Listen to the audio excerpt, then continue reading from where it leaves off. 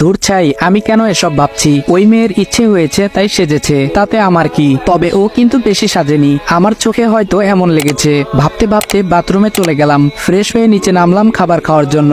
বাহিরে যাব তখন বাবা বলল, রাজ শোনো। আমি বললাম, জি বলুন।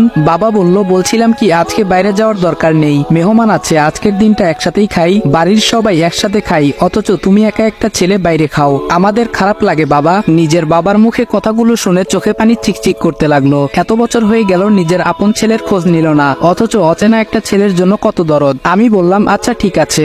বাবা বলল, তাহলে টেবিলে বসো, সবার সাথে খেতে বসছি। কিন্তু ইসি আসেনি, তাই ভাবি ইসিকে ডাকতে গেলেন। একটু পরে দুজন ফিরে এলেন, তবে খাবার টেবিলে আমায় দেখে কিছুটা চমকে গেল। তবে মেহমান থাকায় তেমন একটা রিয়াকশন দেখলাম না। খাওয়ার সময় সবাই টুকটাক কথা বলছে, যেগুলো আমি শুধু চুপচাপ শুনেছি, কিছু বলিনি। কথাবার্তা শুনে বুঝতে পারলাম আমার বোনের হবু শ্বশুর মশাই রৌফ চৌধুরী বাবার মতোই একজন বিশিষ্ট ব্যবসায়ী, আর হবু বর রোহান ওনার একমাত্র ছেলে। খাবার শেষ করে উঠেই যাচ্ছি, তখন ফোনটা বেজে উঠলো। তাড়াহুড়োই উঠতে গিয়ে ইসির সাথে ধাক্কা লেগে যায়। দুজন একসাথে উঠতে গিয়ে কাকতালীয় ভাবে ঘটে যায় ঘটনা। আমি কিন্তু ইচ্ছে করে দেইনি। ধাক্কার টাল সামলাতে না পেরে ইসি কিছুটা ঝুঁকে যায়, তবে পরেনি, স্ট্রং বডি বলে কথা, কিন্তু পায়ে কিছুটা আঘাত পায়। আমি সেখান থেকে ডোন্ট কেয়ার ভাব নিয়ে ফোন হাতে সোজা রুমে ঢুকে যাই, আর সবাই আমার যাওয়ার দিকে তাকিয়ে থাকে। ফোনটা ছিল আমার সিনিয়রের, যিনি আমায় এই মিশনের দায়িত্ব দিয়েছেন। আগামীকাল আরো কয়েকজন যোগ হবে আমার সাথে, সেটা না হয় কালই দেখা যাবে। আমি ল্যাপটপে কাজ করছি, এটা যেহেতু প্রেম নিয়ে গল্প, তাই কাজের জটিল ডিটেলস মাঝখানে ব্যাখ্যা করছি না।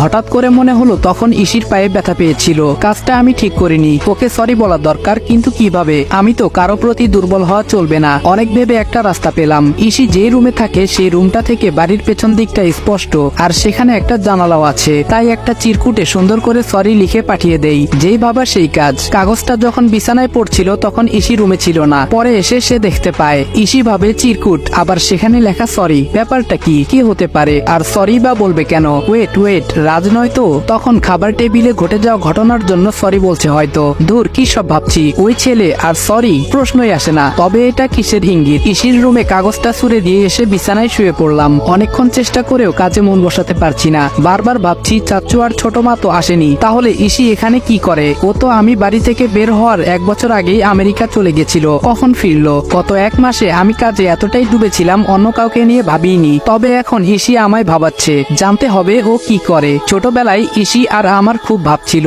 সব সময় একসাথে ছিলাম। খালু অফিসের কাজে আমেরিকায় সেটেল হয়ে যায়, আর খালামণিকেও নিয়ে যায়, কিন্তু ইসিকে নিতে পারেনি ওনারা। এত ছোট্ট ইসি কান্না করে বাড়ি গরম করে দিয়েছিল, আমায় ছেড়ে, আমাদের ছেড়ে যাবে না। কিন্তু এর 2 বছর পর ঠিকই জোর করে নিয়ে যাওয়া হয়। ইসি চলে যাওয়ায় আমি আরো একা হয়ে পড়ি। এর সাথে যোগ হয় ভাইয়ার অত্যাচার আর বাবা মায়ের অবহেলা। আচ্ছা, ইসি কি দেশে আসার পর একবারও জানতে চেয়েছিল আবিদ কোথায়? ও কি আমাকে খুঁজেছিল?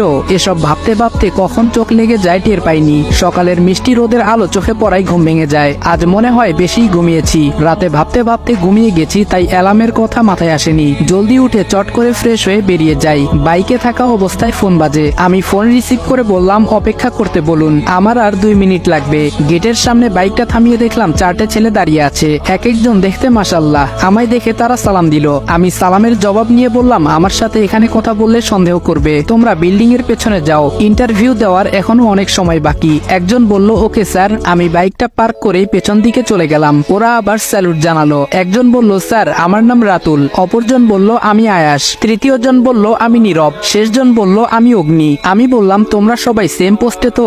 আয়াস বলল, ইয়েস স্যার। আমি বললাম, গুড। তবে এখানে আমাকে তোমরা স্যার করবে না, নাম নিয়ে ডাকবে, কারণ অনেক রিকোয়েস্ট করে গ্রামের ছোটবেলার বন্ধু এসব বলে চাকরি ম্যানেজ করেছি, তাই এমন কিছু করবে না যার দ্বারা কেউ বিন্দুমাত্র সন্দেহ করতে পারে। সবাই একসাথে বলল, ইয়েস স্যার। আমি বললাম, আমি রাজ, আমাকে রাজ বলেই ডাকবে, এবং অফিসে ফর্মালিটি মেনটেন করার জন্য স্যার বলবে। সবাই বলল, ওকে। আমি বললাম, যাও সবাই, আমি আসছি। স্যারকে ফোন দিয়ে কনফার্ম করে দিয়ে যেই অফিসের গেটে পা বাড়ালাম, অমনি চোখ পড়ে গেটের বাইরের দিকে। একজন অফিসে ঢুকছে গেট দিয়ে, যাকে দেখে আমি অবাকের চরম সীমায়।